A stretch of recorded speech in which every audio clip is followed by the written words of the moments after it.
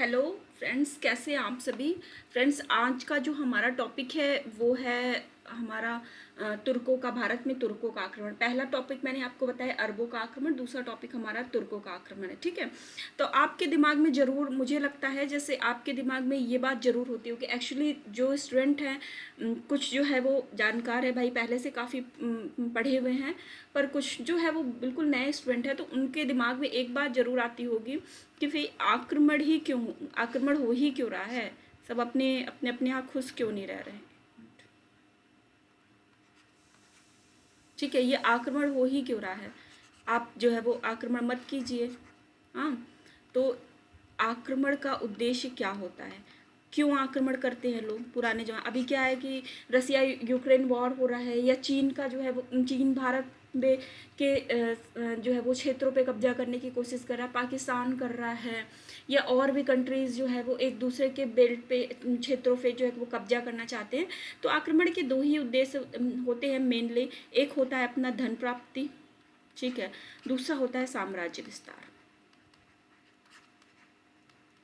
कि आप अपने साम्राज्य में अगर आप शक्तिशाली हैं, जैसे जो भी आपके घर के आसपास कुछ रसूखदार लोग हैं, वो जो है वो अवैध जमीन को भी कब्जे में कर लेते हैं। ठीक है, अब मतलब अपनी जगह जहाँ पे रह रहे हैं वो थोड़ा थोड़ा आगे बढ़ के बनवा लेते हैं, ताकि उनको लगता है कि हम अपने रसूख के दम पे जो है कब्जा कर लेंगे। सेम ऐसे ही पुराने जमाने में होता है, जो शक्तिशाली होते थे, जो भी शासक शक्तिशाली होते थे, उन्हें मतलब एक दो विजय प्राप्त हो जाती थी, तो उन्हें लगता था कि नहीं, अब तो हम संपूर्ण विश्व पे आगे बढ़ के हम कब्जा कर सकते हैं, अपना ही साम्राज्य होगा। ठीक है, दूसरा होता था धन की प्राप्ति। धन की प्राप्ति का मतलब है कि जैसे आपके जो उस समय इसको भी एक मतलब राज्य की आय का सोर्स ही माना जाता था, कि आप अगल बगल के राज्यों से कितना धन जो हो वहाँ से आक्रमण करें और वहाँ से धन लूट पाट के अपने यहाँ लेके जाएं, और बाकी अपने राज्य और अपने सैनिकों में बांट दे और इकट्ठा कर ले। तो ये दो उद्देश्य होते थे मुख्यतः आक्रमण के, धन की प्राप्ति और साम्राज्य विस्तार। ठीक, अब धन की प्राप्ति के अलावा कुछ बहुमूल्य वस्तुओं की प्राप्ति का भी एक जो है वो इनका उद्देश्य होता था, जैसे हीरा जवाहरात, सोने चांदी, माणिक्य वगैरह, ये सारी चीज़ें भी होती थी। ठीक है, ये भी बहुमूल्य चीज़ें थी, तो इनके लिए भी ऐसा होता था कि जो देश जो है वो इनके पास ऐसे रिसोर्सेज ज़्यादा होते थे, तो वहाँ पे लोग वहाँ से चीज़ों को प्राप्त करने के लिए या तो वही अपने साम्राज्य का विस्तार करते थे कि हम हमेशा वहाँ पे दोहन करते रहे, या फिर जो है वो क्या कहते मतलब एक बार लूट के चले गए। दूसरी चीज़ होती थी इसी के बाद, इसी का जो एडवांस स्टेज आया था वो औपनिवेशिक काल आ गया था, कि जब लोग जो है वो ऐसे देशों पे आक्रमण कर, ऐसे देशों में जाके व्यापार के उद्देश्य अन्य उद्देश्य से कब्जा कर लेते थे, कब्जा करने को करके वहाँ पे उसको अपना उपनिवेश बना लेते थे। वो मॉडर्न इंडिया में आप पढ़ ही रहे हैं सर से। ठीक, तो बात करते, जब हम अरबों के आक्रमण की बात करते हैं, तो हमने आपको बताया था कि भाई अरबों का आक्रमण का उद्देश्य मुख्यतः क्या था, हमारा धन प्राप्ति था। अब बात करते हैं तुर्कों के आक्रमण की बात। तो सबसे पहली बात आपको बता दें कि तुर्क में अल्पतगीन के नेतृत्व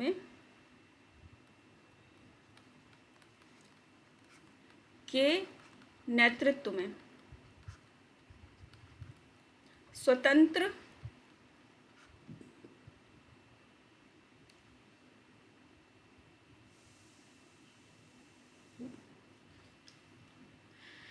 अल्पतगीन के नेतृत्व में जो है वो स्वतंत्र तुर्की वंश की स्थापना हुई थी। ठीक है, किसके किसके नेतृत्व में, अल्पतगीन के नेतृत्व में स्वतंत्र तुर्की वंश की स्थापना हुई थी। ठीक है, कहाँ पे हुई थी, गजनी में। गजनी पिक्चर देखिए ना, बस वो तो बहुत फेमस है। ठीक है, शॉर्ट टर्म मेमोरी लॉस।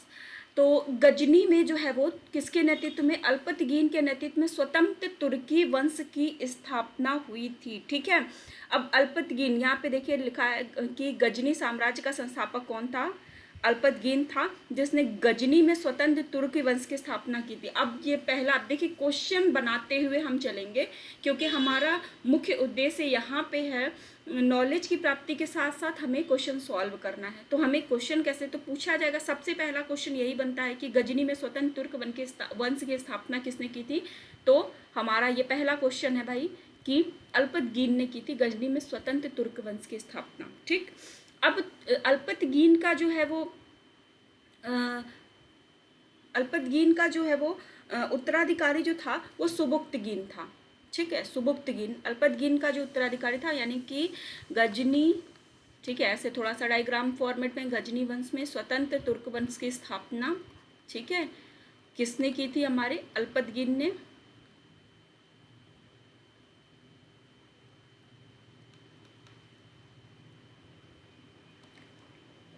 और इसका उत्तराधिकारी कौन था? हमारा सुबुक्तगीन। इसका उत्तराधिकारी सुबुक्तगीन था, ठीक है। यह इसका दामाद था, कहीं कहीं कहा जाता है कि इनका दास भी था। और ये जो है वो इस 977 ईस्वी में जो है वो गजनी का शासक बना। जब ये गजनी का शासक बना तो अब इसी सुबुक्तगीन, अब ये दूसरा प्रश्न है हमारा, ठीक है। क्वेश्चन नंबर 2 क्या है कि भारत में किसके सर्वप्रथम किसके नेतृत्व में प्रथम तुर्की आक्रमण होता है, ठीक है। भारत में किसके नेतृत्व में सर्वप्रथम जो है वो तुर्की आक्रमण होता है? सबसे पहला तो सुबुक्तगीन में। सुबुक्तगीन के नेतृत्व में भारत में प्रथम तुर्की आक्रमण होता है। भारत पर आक्रमण करने वाला पहला तुर्की शासक कौन था? सुबुक्तगीन था। बार बार चीज़ों को रिपीट करा रही हूँ ताकि आपको याद रहे, ठीक है। भारत में पहला तुर्की आक्रमण जो है वो किसके नेतृत्व में हुआ था? सुबुक्तगीन के नेतृत्व में हुआ था, ठीक है। कहाँ हुआ था? इसने 986 ईस्वी में पंजाब के शासक जयपाल के विरुद्ध युद्ध किया और जयपाल को पराजित कर दिया, ठीक है। ये जो जयपाल है ये शाही वंशी शासक था, ठीक है। शाही वंशी शासक जयपाल था, ठीक है। पंजाब के शाही वंशीय शासक जयपाल था, जिसकी राजधानी क्या थी? इसके राज्य की राजधानी क्या थी आपकी? वहहिंद, ठीक है। शाही वंशी शासक जयपाल, ठीक है। पंजाब के शाही वंशी शासक जयपाल, ठीक है, जिसकी राजधानी क्या थी? वहहिंद थी, ठीक है। इसके राज्य पे इसने आक्रमण किया और जयपाल को पराजित किया, ठीक है, और धन प्राप्त किया। यहाँ पे इसने क्या किया? सुबुक्तगीन ने धन प्राप्त करके, धन प्राप्ति के बाद, मतलब लूट के बाद, इसको कह सकते हैं ऐसे सीधा सीधा, मतलब बहुत घुमाने वाली बात नहीं है, सीधी सीधी बात है कि सुबुक्तगीन क्या किया? लूट कर वापस लौट गया तुर्क, ठीक है। गजनी वापस लौट गया, ठीक है। मतलब इसने क्या किया? अब इसको जाहिर सी बात है कि अब हम यहाँ पे क्या कहेंगे कि सुबुक्तगीन के आक्रमण का क्या उद्देश्य था? धन प्राप्ति, क्योंकि ये धन लूटा और वापस लौट गया गजनी, ठीक है। इसका मतलब है कि इसके राज्य साम्राज्य विस्तार इसका जो है वो उद्देश्य नहीं था, ठीक। तो जो क्वेश्चन हमारा बनता है कि गजनी में स्वतंत्र तुर्क वंश की स्थापना किसने की? अल्पतगीन ने की। उसका उत्तराधिकारी सुबुक्तगीन था, जिसके नेतृत्व में भारत में प्रथम तुर्की आक्रमण हुआ, ठीक है। कहाँ हुआ? कब हुआ? 986 ईस्वी में हुआ। कहाँ हुआ? पंजाब में हुआ। किसके शासनकाल में हुआ? तो शाही वंशी शासक जयपाल के विरुद्ध हुआ, ठीक है, जिसमें जयपाल पराजित हो गया। जयपाल की शाही वंशी शासक जो जयपाल था उसकी राजधानी क्या थी? तो वहहिंद थी, ठीक है। अब आते हैं सेकेंड जो है वो आक्रमण की बात करते हैं कि, और बहुत इंपॉर्टेंट, महमूद गजनवी, ठीक है। गजनी से ही इसका नाम जो है महमूद गजनवी पड़ा था, ठीक है। तो महमूद गजनवी की बात करते हैं। चीज़ें मेरे ख्याल से आपको चीज़ें याद हो रही होंगी, ठीक है। इतनी बार मैं इन चीज़ों को रिपीट कर रही हूँ तो मुझे लगता है कि ये चीज़ें याद हो रही होंगी। एक बार और इसके साथ घटना चक्र भी सॉल्व कर लिया जाएगा और आपका जो है वो हमारे अभियान सिविल सर्विसेज के प्रश्न भी सॉल्व कर लेंगे तो चीज़ें एकदम रट जाएंगी। और प्लीज़ ये इसे जो है ना वो आप लोग ये मत करिएगा कि आज कल पे टालिए, तुरंत तुरंत पढ़ते जाइए, क्योंकि हमारा उद्देश्य है जो हम अपना पीटी के लिए हम एक बैच ला रहे हैं, ट्रिपल एक्शन बैच यही है कि पहले हम आपको टॉपिक पढ़ाएंगे, फिर उसके बाद उस टॉपिक पे जो है वो हम प्रीवियस ईयर क्वेश्चन कराएंगे, ठीक है। प्रीवियस ईयर क्वेश्चन कराएंगे, फिर ये हम अभियान सिविल सर्विसेज के क्वेश्चन कराएंगे, ठीक है। अब जब आप इतना पढ़ लेंगे और आपको पता है, अच्छा अभी मैं आपको बताऊं कि अभी पीईटी का एक एग्ज़ाम हुआ था और पीईटी के एग्ज़ाम में कोई जो है वो करके था, मतलब 15 तारीख के जो है सेकेंड मीटिंग का पेपर मैंने देखा, फर्स्ट मीटिंग का भी देखा, सेकेंड मीटिंग का भी देखा मैंने। 16 तारीख का पेपर अभी मैंने नहीं देखा है। तो दोनों पेपर जब मैंने देखा ना तो अभी जो करीब, मतलब मैं ये मेडुअल हिस्ट्री का जो पहला चैप्टर आपको अरबों का आक्रमण पढ़ाए थे उससे जजिया कर मैंने पढ़ाया था। और जजिया कर में मैंने आपको बताया था कि जजिया कर पुनः किसने लगाया था, औरंगजेब ने। वहीं से सीधे जो है वो क्वेश्चन बना था। उसके बाद आज़ाद हिंद फौज से क्वेश्चन बना था। फिर उसके बाद कई क्वेश्चन थे, भारत छोड़ो आंदोलन से बना था क्वेश्चन। तो जो जो टॉपिक मैंने अभी तक आपको पढ़ाया था और मैंने मतलब ये कहा था कि इन टॉपिक पे आप फोकस करिएगा, मैं बार बार कह रही थी कि इस पे इन चीज़ों पे आप ध्यान दीजिएगा, जो जो इम्पोर्टेंट कर रही थी। मैं बता रही हूँ पीटी के एग्ज़ाम में वहीं से क्वेश्चन आए थे, ठीक है। तो मैं बार बार आपको प्रूफ कर रही हूँ ये, और मैं इस चीज़ की गारंटी दे रही हूँ कि ट्रिपल एक्शन प्लान में एडमिशन लेने के बाद और हमारे सारे कोर्स को ख़त्म करने के बाद यदि आप जो है वो पीसीएस के प्रारंभिक परीक्षा को देते हैं, हाँ, और मतलब ये नहीं है कि आपने मेरे प्लान को ले लिया और चुपचाप बैठे हैं घर में सो रहे हैं, उससे नहीं। यदि हमारे साथ आपने वर्क किया, और अब मैं गारंटी दे रही हूँ कि अगर हमारे क्वेश्चन आपको नहीं आएंगे, यदि हमारे पढ़ाने के बाद आप क्वेश्चन सॉल्व नहीं करने की स्थिति में रहेंगे, तो मैं बता रही हूँ कि मैं पूरे पैसे, 1 रुपया नहीं रखूंगी, आपके पैसे हमारे पास पड़े रहेंगे, पूरे पैसे वापस हो जाने हैं। क्योंकि मुझे पूरा विश्वास है, इतने सालों का अनुभव ऐसे ही नहीं आता है, रिसर्च ऐसे ही नहीं होता है, क्योंकि किसी भी चीज़ों पे जो है वो वर्क किया जाता है, तब जाके लोग कॉन्फिडेंस से बोलते हैं कि हाँ यहाँ से प्रश्न आ रहे हैं। आज जो हम कोई भी काम जो है वो अगर कोई टीम कर रही है ना, तो टीम पे पूरा एनालिसिस होता है। अगर आपकी कॉपी चेक की जाती है ना, तो आपको लगता है कि किसी एक टीचर से चेक की जाती है, जबकि वो 2 से 3 टीचर होते हैं। एक केवल आपकी कॉपी रोज देखता है, वॉच करता है कितने स्टूडेंट लिख रहे हैं, दूसरा जो है वो एक बार देखता है, तीसरी बार आपकी कॉपी पूरी तरीके से जो है वो चेक होकर आपके पास जाती है, जिसमें कमेंट किया जाता है, ठीक है, हमारे राइटिंग। तो ऐसे ही जब पीटी का कोर्स चलेगा ना, तो भाई आप सोचिए कि चीज़ें बार बार अगर आपके सामने हो रही हैं, ठीक, कि आप जो है वो पढ़ रहे हैं, अभी तुरंत मैंने घटना चक्र कराया, तुरंत मैंने अभियान सिविल सर्विसेज के क्वेश्चन करा दिए। अब आपको सोचिए कि उसके बाद हमारे जो है वो वेबसाइट पे तमाम जो है टेस्ट पेपर पड़े, उसको भी जाइए अलग से लगा लीजिए आप लोग। सब करने के बाद सोचिए कि आपका सिलेक्शन कैसे नहीं होगा, हम कौन से ऐसे टॉपिक है जो कवर नहीं कराएंगे। इसके बाद भी 3 महीने मतलब फैब तक अपना कोर्स खत्म हो जाना है, ये सारी चीज़ें खत्म हो जानी, मार्च से भी हम ताबड़तोड़ प्रैक्टिस कराएंगे। इतना जो है वो आपकी रगड़ाई होगी ना, इतना आपके साथ जो है वो वर्क किया जाएगा ना, कि पीटी में ना होने का तो सवाल ही नहीं बनता। पीटी भी हम क्वालिफाई कराएंगे, मेंस भी हम क्वालिफाई करेंगे, और इस बार इंटरव्यू भी हम कराएंगे, ठीक है।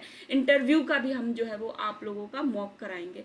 तो चलिए नेक्स्ट हम आपको बढ़ते हैं, मोहम्मद महमूद गजनवी की बात करते हैं, ठीक। महमूद गजनवी की बात कर, देखिए ये जो मोटा मोटा ईयर है, इसको आप थोड़ा सा 998 से 1030 ईस्वी, इसको मोटे मोटे ईयर्स को आप दिमाग में रखे रहेगा, ठीक है। तो ये जो सुबुक्तगीन था, सुबुक्तगीन का जो पुत्र था वो महमूद गजनवी था। महमूद गजनवी शासक बना जिसने सिस्तान के राजा खलफ बिन अहमद को पराजित किया था, ठीक है। ये जो है इसने सिस्तान के राजा, कौन, गजनवी, सिस्तान के राजा, इसने सिस्तान के राजा खलफ बिन अहमद, खलफ बिन अहमद, सिस्तान के राजा खलफ बिन अहमद को इसने पराजित किया था।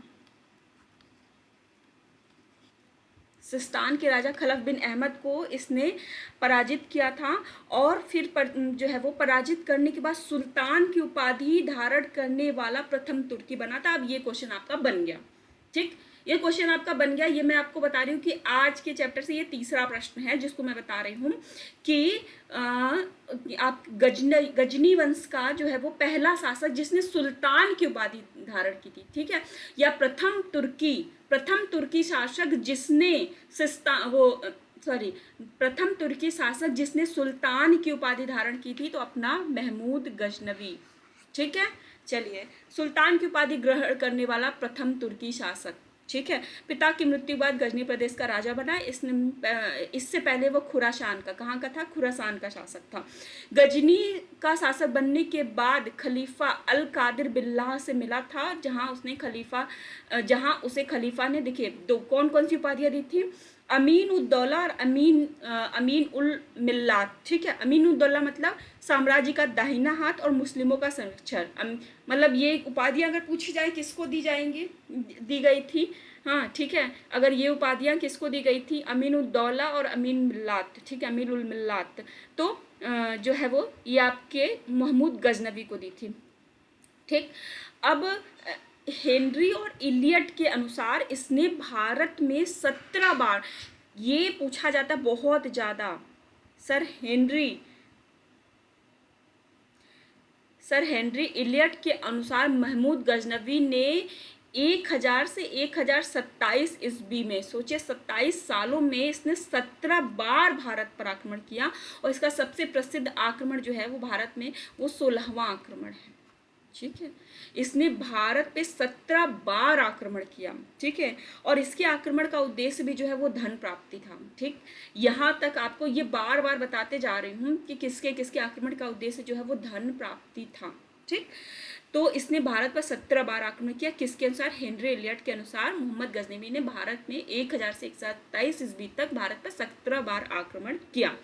ठीक, तो अब इस क्वेश्चन को पुराना जो बता दिए, क्वेश्चन को याद रखिएगा कि पहला मतलब कि क्या कहते हैं आपको, सुल्तान की उपाधि धारण करने वाला पहला तुर्की शासक। ठीक है, अब इसके आक्रमण का उद्देश्य क्या था, चलिए आपको थोड़ा सा देख लेते हैं। ठीक है,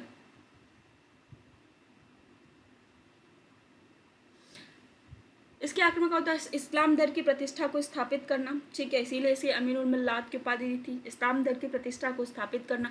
भारत से संपत्ति को लूटना चाहता, मध्य एशियाई शासन को मजबूत बनाना चाहता था। यहाँ से धन लूट के वहाँ पे ले जाओगे तो भाई शासन मजबूत ही होगा। साम्राज्य विस्तार का इसका कोई उद्देश्य नहीं था, मैं बार बार आपको बता रही हूँ। ठीक है, ये पॉइंट नोट कर लीजिएगा, मेंस के पॉइंट ऑफ व्यू से भी इंपॉर्टेंट है, पीटी के पॉइंट ऑफ व्यू से भी इंपॉर्टेंट है, हर तरीके से इंपॉर्टेंट है। आप प्लीज इस बात को नोट करिएगा। महमूद गजनवी का साम्राज्य विस्तार का कोई मोटिव नहीं था, कोई उद्देश्य नहीं था। ठीक, चलिए अब इनके आक्रमण की बात करते हैं कि इसने जो है वो कब कब कैसे कैसे आक्रमण किया। ठीक है, तो इसका जो पहला आक्रमण था 1000 ईस्वी में महमूद गजनवी का, वो खैबर दर्रे के सीमांत दुर्ग से पर हुआ था। ठीक है,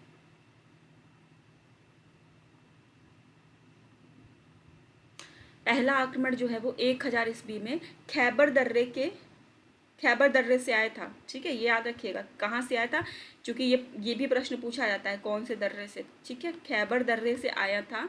खैबर दर्रे के सीमांत दुर्ग पर इसका आक्रमण हुआ था। ठीक है, उस समय पंजाब में हिंदू शासक कौन था हमारा? जयपाल था। ठीक है, फिर द्वितीय आक्रमण 1001 ईस्वी में जयपाल पर ही था। ठीक है, इस आक्रमण में पराजय से क्षुब्ध होकर जयपाल ने जो है वो सुसाइड कर लिया, मतलब आत्महत्या कर लिया।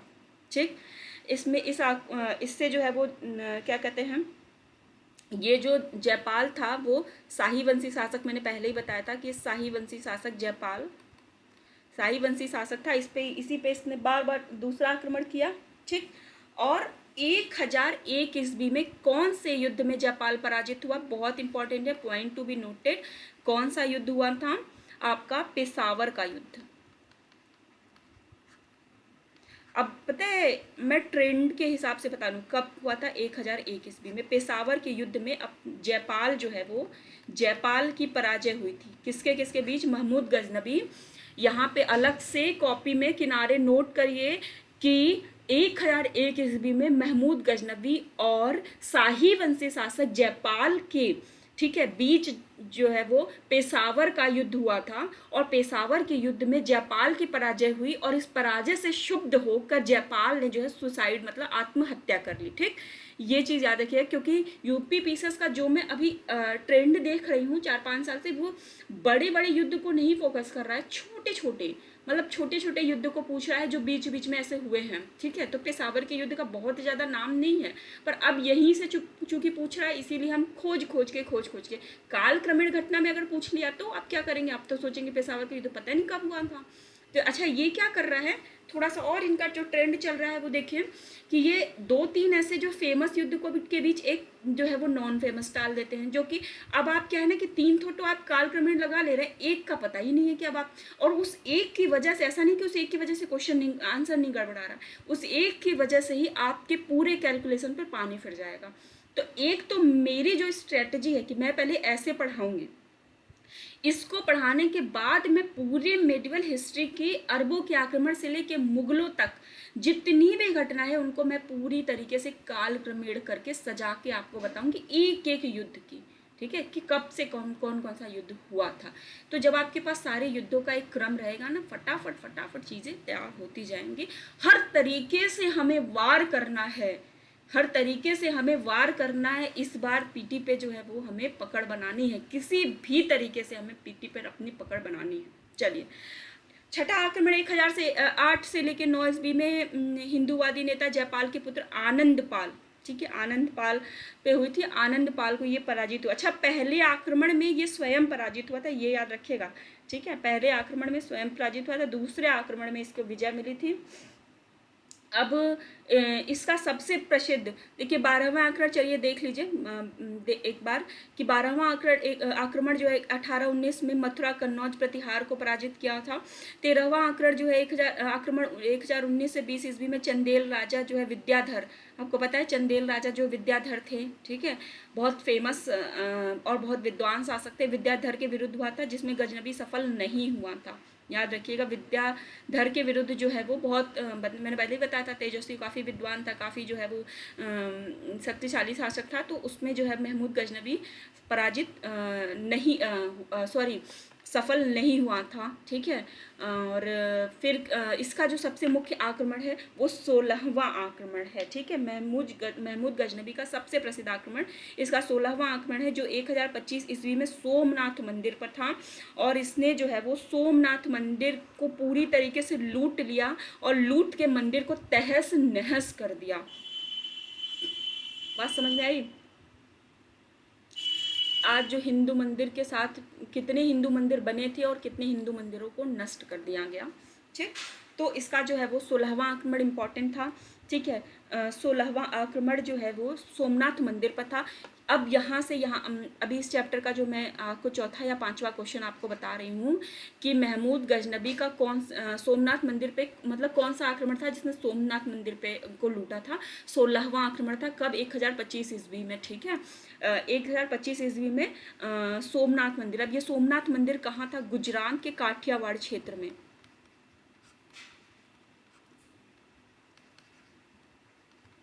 गुजरात के काठियावाड़ क्षेत्र में सोमनाथ मंदिर था और उस सोमनाथ मंदिर पे जो है वो इसने आक्रमण किया। अब सोमनाथ मंदिर किसका मंदिर था? तो ये भगवान शिव का मंदिर था।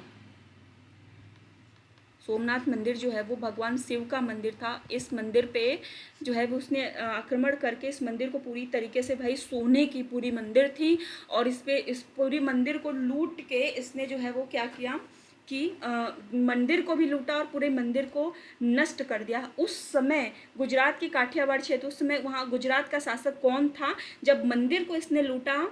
तो उस समय गुजरात का शासक चालुक्य वंशी शासक भीम प्रथम था, जिसकी राजधानी अहिलवाड़ या अहिलपाटन थी, ठीक है।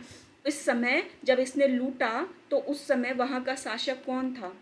जो ये कुछ एक्स्ट्रा पॉइंट है हमारे नोट्स के अलावा, जो मैं आपको कुछ एक्स्ट्रा पॉइंट, एक्चुअली मेरी आदत क्या है ऑफलाइन में लिख लिख के पढ़ाने की बोर्ड पे, क्योंकि मुझे जैसे ना कि कोई चीज़ लिखी रहती है तो मुझे सेटिस्फेक्शन नहीं आता। मुझे पढ़ना भी जो है लिख लिख के पढ़ने में अच्छा लगता है, मज़ा आता है।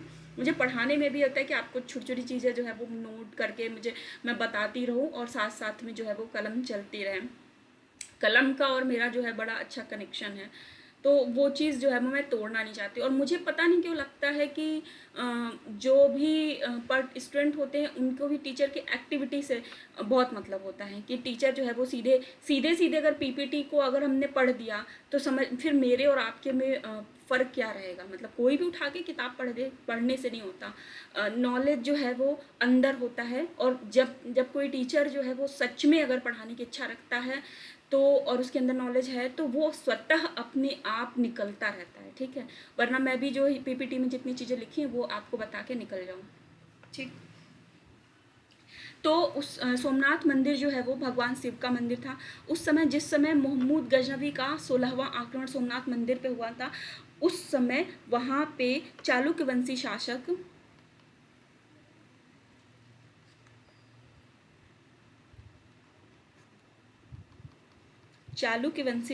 भीम प्रथम था। अभी यहाँ पे फर्स्ट लिख दे रहे हैं, वैसे भीम प्रथम ही आप लोग लिखेगा। चालुक्य वंशी शासक भीम प्रथम था और इस भीम प्रथम की राजधानी क्या थी? देखिए सबकी राजधानियाँ भी पूछता है ना, तो ठीक है। तो अहिलवाड़ थी, अनहिलवाड़, या इसको अनिल पाटन भी कहते हैं, अनिल पाटन। ठीक है। अब इसने क्या किया, जो भीम प्रथम था, भीम प्रथम ने मंदिर का पुनर्निर्माण करवाया, क्योंकि इनके लिए तो आस्था का विषय था।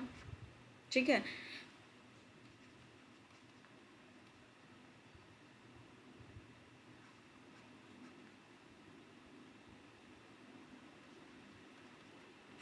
मंदिर का जो है इसने पुनर्निर्माण कराया। ठीक, मंदिर का पुनर्निर्माण कराया, क्योंकि इसके लिए आस्था का विषय था। इसके मंदिर को लूट लिया गया, राज्य में बहुत बेइज्जती भी हुई होगी उस समय कि भाई आपके शासनकाल में एक जो है वो हमारे मंदिर को, इतने फेमस मंदिर को जो है वो लूट लिया गया। सोमनाथ मंदिर कहाँ था? गुजरात के काठियावाड़ क्षेत्र में था। किसका था? शिव का मंदिर था। उस समय जब मंदिर को लूटा गया, उस समय शासक कौन था? चालुक्य वंशी शासक भीम प्रथम था, क्योंकि भीम द्वितीय और तृतीय भी थे। ठीक है। राजधानी अहिलवाड़ या अहिलवाड़, केवल भीम मत याद रखिएगा, क्योंकि भीम प्रथम, भीम द्वितीय, भीम तृतीय थे। ठीक है, इसलिए भीम प्रथम बोल रही हूँ। ठीक है। इसने मंदिर का पुनर्निर्माण कराया। ठीक है। अब इसका 17वें आक्रमण की बात करते हैं। ठीक है, इसके 17वें आक्रमण की बात की जाए कि 17वां आक्रमण इसका कब हुआ था, तो 17वां आक्रमण 1027 ईस्वी में जाट शासक के विरुद्ध था। ये कोई फेमस आक्रमण नहीं था। 1030 ईस्वी में इसकी मृत्यु हो गई थी। ठीक है। अब बात करते हैं कि महमूद गजनवी के वंश क्या था। ठीक है, मृत्यु हो गई। अभी तक मैंने आपको एक चीज़ नहीं बताई कि महमूद गजनवी किस वंश का था। महमूद गजनवी का वंश क्या था? यामिनी वंश। ये आपका क्वेश्चन नंबर 6वां शायद हो गया है।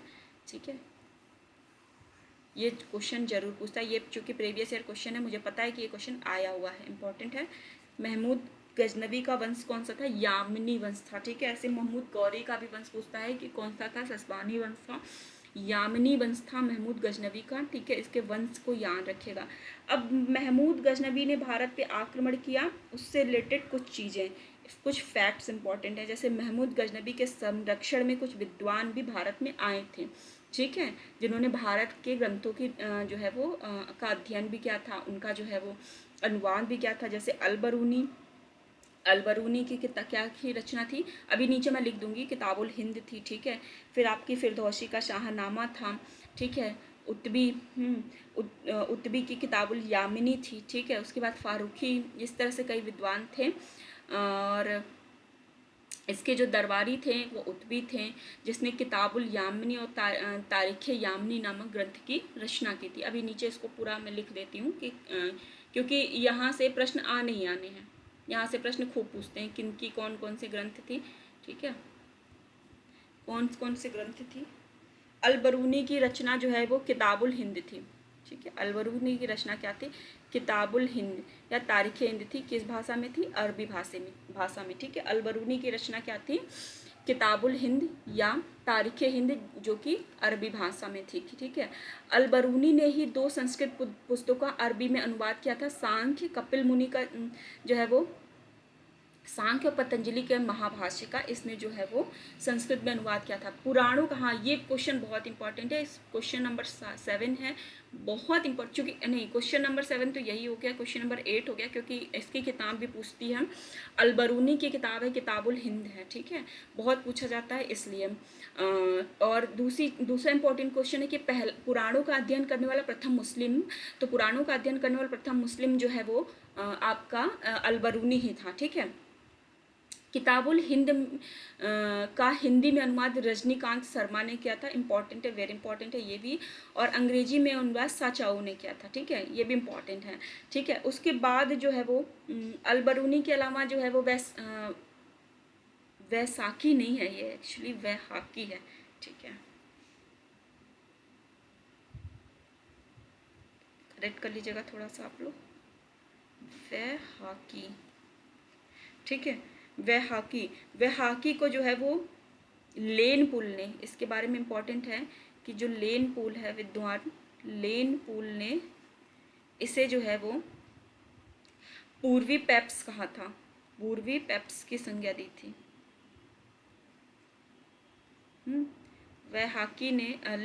वैहाकी को लेन पुल ने किसने दी थी? यहाँ पे इम्पोर्टेंट ये है कि क्वेश्चन नंबर 9 कर लीजिए। इम्पॉर्टेंट ये है कि किसने दी थी, तो लेन पुल ने दी थी पूर्वी, या फिर ये पूछ सकता है कि लेन पुल ने से कौन सी उपाधि थी, तो पूर्वी पेप्स की उपाधि थी। या पूछ सकते हैं कि किस विद्वान को जो है लेन पुल ने पूर्वी पेप्स की उपाधि दी थी, तो वैहाकी को दी थी। वैहाकी की किताब क्या है? तारीख़ सुबुक्तगीन। ठीक है, इसमें बहुत कन्फ्यूजन होता है। देखिए, अलबरूनी की किताबुल हिंद है, इसके तारीख़ सुबुक्तगीन है, फिरदौसी का शाहनामा है। ठीक है, फिरदौसी का शाहनामा है, और उत्तबी की भी, यहाँ पे एक लिख लीजिएगा, उत्तबी की भी पुस्तक है एक। ठीक है, उत्तबी की भी पुस्तक है, इसका है किताबुल यामिनी, किताबुल यामिनी। ठीक, तो एक अलबरूनी की किताबुल हिंद। ठीक है, अलबरूनी की, चूँकि भारत में जो है वो क्या कहते हैं कि पुराणों के अध्ययन करने वाला प्रथम मुस्लिम था, तो हिंदू मतलब भारत से इसको लगाव था, तो हिंदी एक मतलब कह सकते हैं कि हिंदुस्तान से लगाव था, तो उससे एक कनेक्ट करके आप जो है वो ट्रिक से याद कर सकते हैं कि यही जो है किताबुल हिंदू लिख सकता है। ठीक है, चूँकि मैंने बताया कि महमूद गजनबी यामिनी वंश का था, तो उत्तबी जो है इसका करीबी था। ठीक, तो उत्तबी के बारे में भाई इसने ये जो है यामिनी वंश के बारे में लिखेगा, तो ये किताब लिख रहा है, किताब उल यामिनी, यामिनी वंश के बारे में ये लिख रहा है। वैहाकी का जो है कहते हैं सुबुक्तगीन, अल्पतगीन का जो उत्तराधिकारी सुबुक्तगीन था, जिसके नेतृत्व में भारत में पहली बार तुर्की साम्राज्य की स्थापना हुई थी, तो इसने सुबुक्तगीन के बारे में लिखा है कि तारीख़ सुबुक्तगीन। ठीक, तो ये चीज़ें आपको याद होगी। और फिरदौसी का शाहनामा एकदम अलग है। ठीक है, फिरदौसी का शाहनामा आपको याद रहेगा, छोटी पुस्तक है। जैसे फिरदौसी एक वर्ड है, शाहनामा भी एक वर्ड है। ठीक है, तो वो याद रहेगा आपको फिरदौसी का। इसमें कोई लंबा नहीं है कि तारीख़ सुबुक्तगीन, किताबुल यामिनी ऐसे करके। तो उत्तबी किताबुल यामिनी, उत्तबी किताबुल यामिनी, उत्तबी जो है उत्तबी ने यामिनी वंश के बारे में बताया है।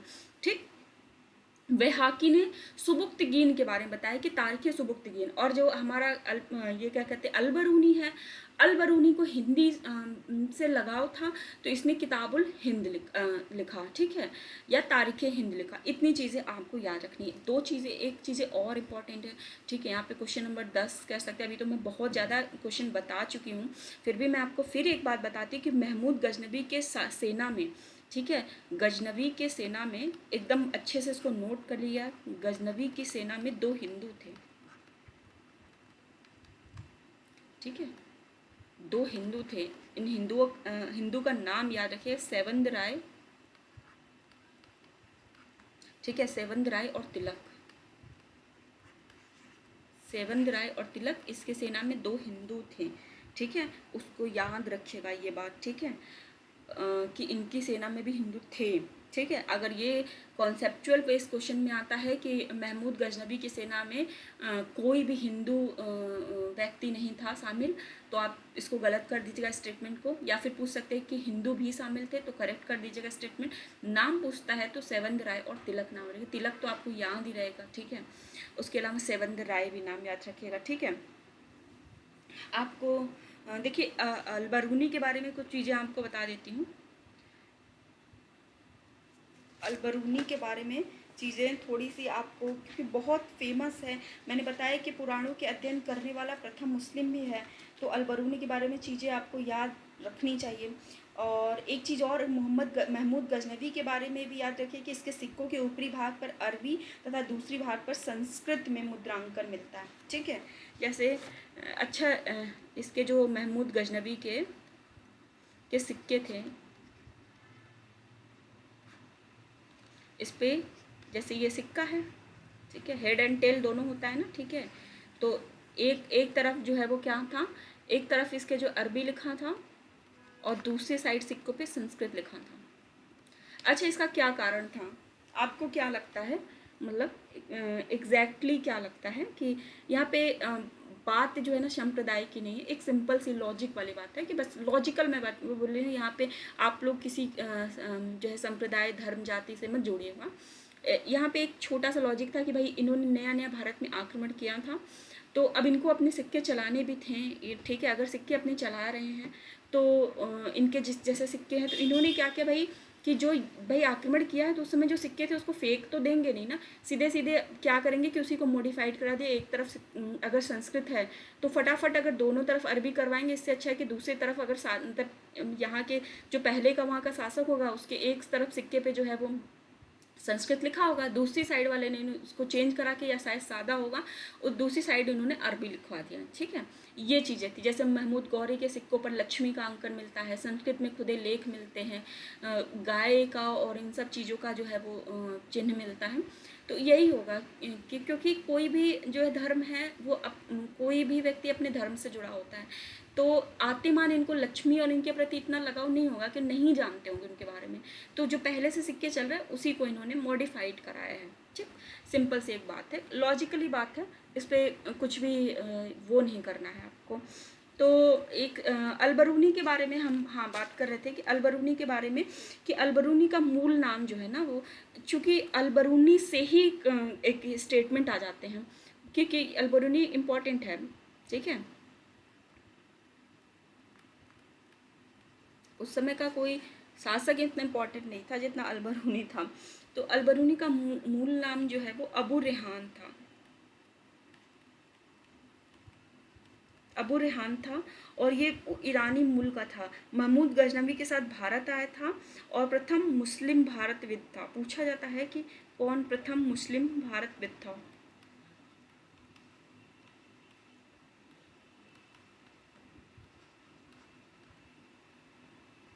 इसने मुनज्जिम के नाम, इसे जो है मुनज्जिम के नाम से जाना जाता है, और पुराणों के अध्ययन करने वाला ये प्रथम मुस्लिम था, जो कि मैंने पहले बताया था। इसने जो है पुराणों का अध्ययन करने वाला प्रथम मुस्लिम। ठीक है, ये अलबरूनी के बारे में याद रखिएगा। इसका मूल नाम अबू रिहाम था, प्रथम मुस्लिम भारतविद था, पुराणों के अध्ययन करने वाला भी प्रथम मुस्लिम था। इसे मुनज्जिम के नाम से भी जाना जाता था। ठीक है, अब हम बात करते हैं, महमूद गजनवी हो गया। ठीक है, यामनी वंश अपना ख़त्म हो गया। अब हम बात करते हैं ससबानी वंश की, यानी कि मोहम्मद गौरी की बात करते हैं। मोहम्मद गौरी की बात हो जाएगी, देन हमारा जो है वो तुर्कों का आक्रमण ख़त्म हो जाएगा, भारत पे जो है वो मुस्लिम साम्राज्य स्थापित हो जाएगा, और उसके बाद देन हम दिल्ली सल्तनत पढ़ेंगे। पर हम सोचें कि दिल्ली सल्तनत पढ़ने, या चलो ठीक है दिल्ली सल्तनत पढ़ते रहते हैं, साथ में जो है वो बीच में कोई एक लेक्चर लेके आपको जो है वो उस समय जो सामाजिक धार्मिक जो है वो चल रहे थे उनके बारे में भी आपको बताएंगे, कार्य चल रहे थे। मोहम्मद गोरी संसबानी वंश, उसका क्या था, यामनी वंश। इम्पॉर्टेंट है, ठीक है, इम्पॉर्टेंट है। क्वेश्चन नंबर 11 या 12 कर लो, ये इम्पॉर्टेंट है बहुत। ठीक है, मोहम्मद गोरी, सर्वप्रथम ये मान के चलिए इसके आक्रमण का उद्देश्य क्या था। इसके आक्रमण का उद्देश्य राज्य स्थापना थी।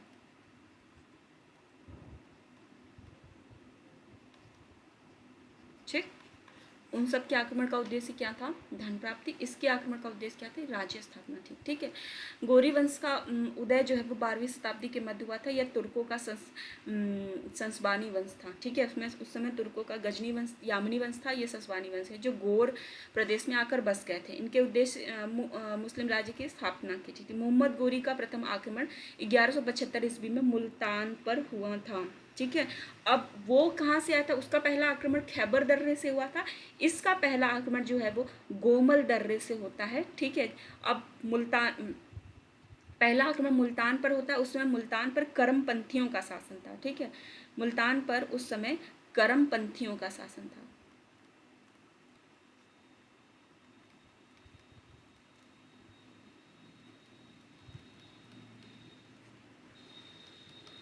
कौन से, किस दर्रे से हो गए, गोमल दर्रा,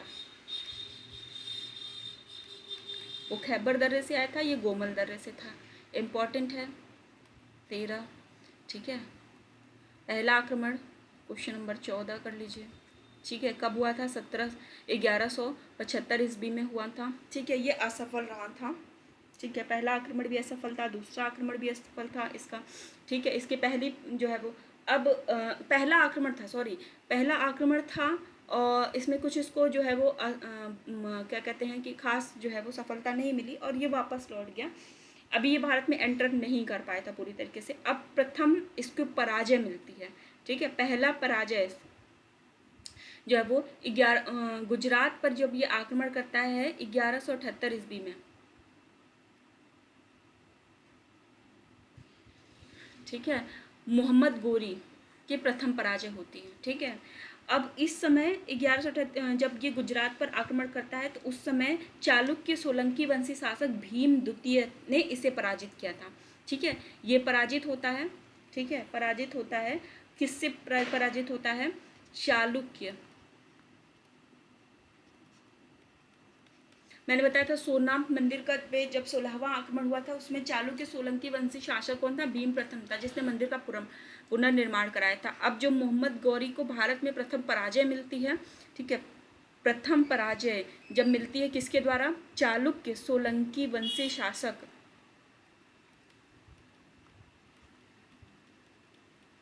भीम द्वितीय। अच्छा, आप कहेंगे कि इतना मैं लंबा क्यों लिख रही हूँ चालुक्य सोलंकी वंशी? क्योंकि पूछा है ना कि भूम ऐसे सीधे पता चला आपको सारी चीज़ें क्वेश्चन बता दी और वो पूछ लिया जिस पे आपका ध्यान ही नहीं गया। क्वेश्चन ये पूछ लिया कि महमूद गजनबी मोहम्मद गोरी जो है जिसे भारत में जो है वो भीम द्वितीय ने पराजित किया था, भीम द्वितीय किस वन से रिलेटेड थे? तो चालुक्य सोलंकी वन से रिलेटेड थे। कब हुआ था? 1178 ईस्वी में आक्रमण हुआ था। चालुक्य सोलंकी वंशी शासक भीम द्वितीय ने पराजित किया था, ठीक है। पर उस समय जो है वो शासक कौन था? मूलराज द्वितीय था, मूलराज द्वितीय था, ठीक है। मतलब उस समय युद्ध का नेतृत्व किसने किया था? भीम द्वितीय ने किया था। पर उसका श्रेय, जो युद्ध के विजय का श्रेय जाता है वो मूलराज द्वितीय को जाता है, क्योंकि शासक को ही जाता है। भले ही उसकी सेना लड़े पर जो विजय का श्रेय जाता है वो शासक को जाता है। तो यदि ये पूछे जाएगा कि किसने पराजित किया था, तो पराजित भीम द्वितीय ने किया था। पर उस समय जो पराजित किया था गोरी को, उस समय शासक मूलराज द्वितीय था, मूलराज द्वितीय के समय हुआ था, ठीक है। मतलब गोरी का पर जो गोरी ने को भारत में जब पराजय मिली थी 1178 ईस्वी में, उस समय जो है वो चालुक्य सोलंकी वंश का शासक जो है वो मूलराज द्वितीय था, ठीक है। फिर उसके बाद जो है इसको द्वितीय पराजय जो है वो 1791 ईस्वी में मिलती। उसके बाद इसने 1189 ईस्वी में जो है पेशावर को जीता। फिर 1185 ईस्वी में सियालकोट को जीत लिया। फिर उसके बाद जो है वो 1186 ईस्वी में जो है पंजाब को जीत कर गजनबी वंश को समाप्त कर दिया, जिस पे गजनबी वंश का शासन था जो है उसको समाप्त कर दिया, ठीक है। तो इसने पेशावर जीत लिया, सियालकोट जीत लिया, पंजाब जीत लिया। अब वो आगे बढ़ रहा है और इसको जो है वो भारत में द्वितीय पराजय, इसको कह सकते हैं कि इसको भारत में द्वितीय पराजय कब मिली? इसको भारत में द्वितीय पराजय तब मिली जब 1191 ईस्वी में पृथ्वीराज तृतीय के विरुद्ध, पृथ्वी जो है ये इसे कहते तराइन का प्रथम युद्ध। इसको भारत में द्वितीय पराजय तराइन के जो प्रथम युद्ध में मिलती है। द्वितीय पराजय तराइन के प्रथम युद्ध 1191 ईस्वी में मिलती है और इस युद्ध में पृथ्वीराज तृतीय और मोहम्मद गोरी के बीच लड़ा गया था।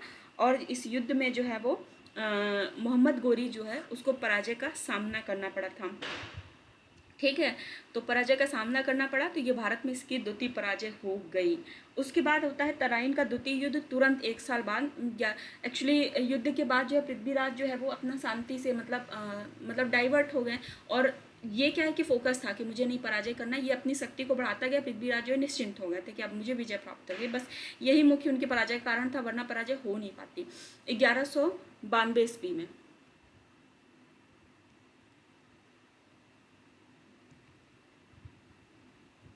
ठीक है, 1192 ईस्वी में तराइन के द्वितीय युद्ध में मोहम्मद गोरी को विजय होती है, पृथ्वीराज तृतीय की हार हो जाती है, ठीक है। अब कहा जा सकता है कि तराइन के द्वितीय युद्ध के बाद ही भारत में मुस्लिम सत्ता की स्थापना होती है। इंपॉर्टेंट क्वेश्चन है, ठीक है। तराइन का प्रथम युद्ध 1191, तराइन का द्वितीय युद्ध 1192, दोनों पृथ्वीराज और तृतीय और मोहम्मद गोरी के बीच होता है। अच्छा, इसमें पृथ्वीराज प्रथम द्वितीय तृतीय का भी ऑप्शन देता है, तो पृथ्वीराज तृतीय ही होगा। अब इसका जो है वो 1194 ईस्वी में ना मोहम्मद गोरी कन्नौज के गढ़वाल वंशी शासक जयचंद को पराजित करते हैं, ठीक है। कन्नौज की गढ़वाल वंशी शासक जयचंद को पराजित करके उसे मार डालता है। ठीक। और जैसे एक चीज़ और कि मोहम्मद गोरी को मुस्लिम सत्ता का संस्थापक माना जाता है। ठीक है। और तराइन के युद्धों का वर्णन किसने किया था? मिन्हाजुस सिराज ने। ठीक है। मिन्हाजुस सिराज ने जो है वो तराइन के युद्ध का जो है वो वर्णन किया था। ठीक है।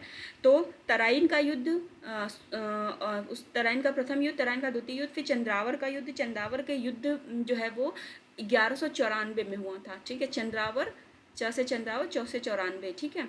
1194 ईस्वी में हुआ था। कौन से? कन्नौज के गढ़वाल वंशी शासक। यहाँ पे मैं इसके वंश का नाम लिख दे रही हूँ, गढ़वाल लिख लीजिएगा आप लोग, गढ़वाल वंशी शासक।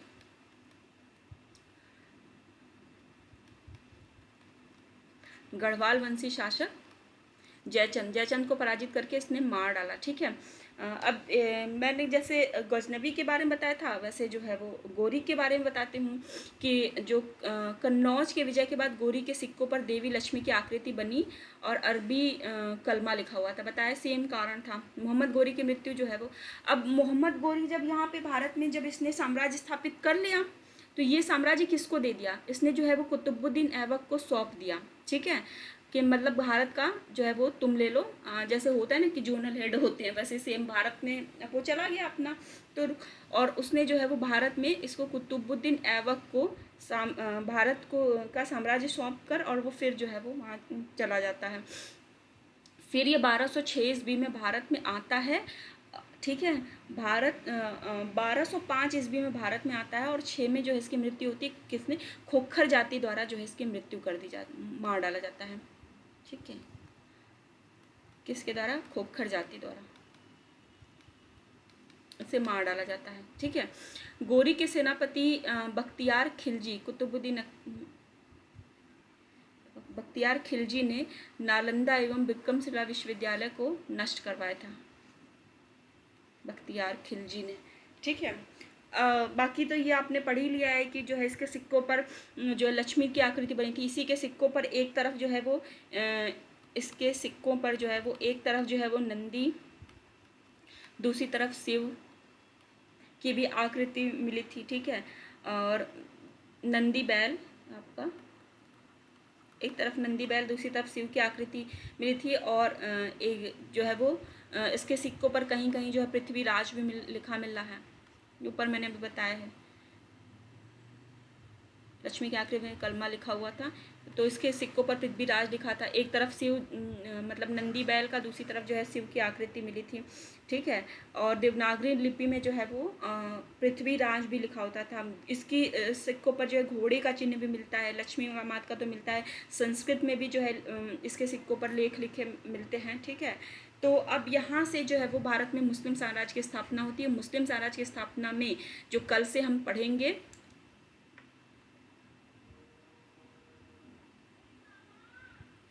कल से हम पढ़ेंगे मुस्लिम साम्राज्य। ठीक है। भारत में हुआ। और मुस्लिम साम्राज्य का जो क्रम है वो है, सबसे पहले जो है वो कौन से वंश का शासन होता है? गुलाम। ठीक है। दूसरा फिर खिलजी। ठीक है। गुलाम वंश, खिलजी वंश, तुगलक वंश, फिर सैयद वंश, और फिर जो है वो आपका लोदी वंश। इन 5 वंशों का शासक दिल्ली सल्तनत पर रहता है। ठीक है। इन 5 वंशों का शासन जो है दिल्ली सल्तनत पर रहता है, जिन्हें हमको पढ़ना है। इसकी जो कोडिंग है, गुलखिल तुसैलो, गुलखिल तुसैलो, इस कोडिंग से आप याद करें। गुलाम, खिलजी, तुगलक, सैयद, लोदी, ये इनका क्रम है। क्रम पूछ लेता है। तो गुलखिल तुसैलो, कल से हम जो है दिल्ली सल्तनत स्टार्ट कर देते हैं। और विद इन 4 और 5 डेज जो है वो दिल्ली सल्तनत अपना ख़त्म हो जाएगा। ठीक है। इसके साथ ही साथ घटना चक्र चलाएंगे हम, और प्रीवियस ईयर क्वेश्चन कराएंगे, अभियान सिविल सर्विसेज के भी क्वेश्चन कराएंगे। और पूरी उम्मीद है कि फ्रेंड्स आपको चीज़ें तैयार हो रही होंगी। मैं पूरा फोकस रहता है कि मैं पढ़ाते समय आपका क्वेश्चन पे फोकस करूं, क्योंकि जितना ज़्यादा मैं फोकस करूंगी कि यहाँ से क्वेश्चन आ रहा है, उस पर जो है वो जोर डालूंगी, उतना ही ज़्यादा आप जब पढ़ेंगे तो आपको लगे हाँ मैम ने ये बोला था। एग्जाम में जब क्वेश्चन आएंगे तो आप मेरी लेक्चर को याद करेंगे, रिमाइंड करेंगे, अच्छा ये बताया था, नहीं ये बताया था। तो ये चीज़ें जो है वो सुन सुन के आपका एकदम तैयार हो जाएगा। ठीक है मित्रों, धन्यवाद। आप प्लीज़ जो है वो नीचे कमेंट करके ज़रूर बताएं करिए कि आपको जो है लेक्चर कैसा लगता है, क्या और सुधार की आवश्यकता है, क्या और मैं आपको बता सकती हूँ एक्स्ट्रा, वो सारी चीज़ें होंगी। फ्रेंड्स, हमारे ट्रिपल एक्शन बैच में जो आप एडमिशन लीजिए, जिसकी फ़ीस जो है वो बहुत कम है। सर आपको जो है इन सब चीज़ों की पूरी जानकारी देंगे। जल्दी हमारी जो है वो जूम मीटिंग भी होगी, जिसमें हम आपको आंसर राइटिंग में जो जो कमियां हैं सबको बताया जाएगा। ठीक है, तब तक के लिए धन्यवाद मित्रों। आप लोग अपनी तैयारी इसी तरीके से करते रहिए।